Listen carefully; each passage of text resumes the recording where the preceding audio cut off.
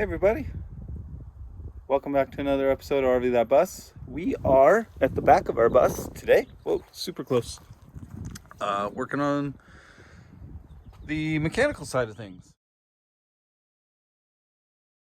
So as you can see, we've got some really black oil. So I've gone under the motor here, removed the drain plug. Everybody knows how to do that. Put it in my pan, then from the pan go into the bucket. And then I've also gone ahead on the side here of the Detroit diesel. It's very dark, and removed the two Detroit brand oil filters. We will be replacing these with two Wix filters. These are 5197XDs, and those cross-reference to the Detroits. I believe these are about $30-something a piece. They are massive oil filters. So we'll be putting those back on.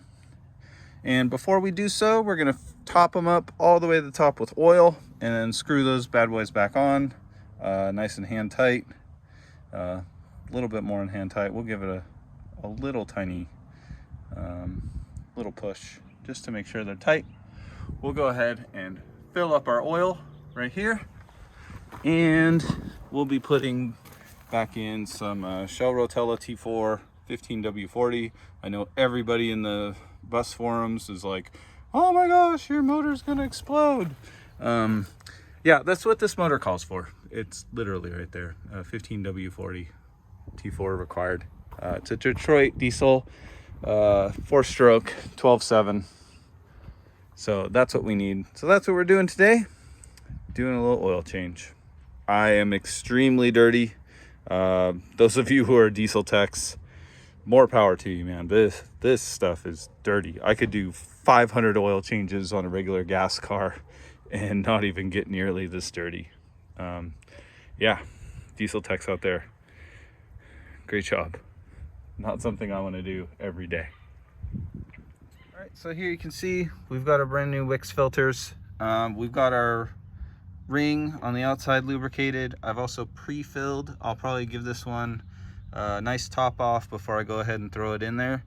But you want to make sure that you're pre-filling your filters. You can even see right here that it's recommended to pre-fill. And yeah, you want to make sure that there is no gap in lubrication between your pump, possibly losing prime, etc., and lubricating those crank and cam bearings, etc., all your surfaces while this motor's spinning. So as you can see, we're pre-filling these with oil, and when you're doing so, make sure when you fill it up, swoosh it around, get it in the inside, the outside, because the filter cartridge itself needs to saturate, and that's going to soak up some of this oil. And you'll notice that you'll be refilling it probably 2 or 3 times before you get a nice good fill.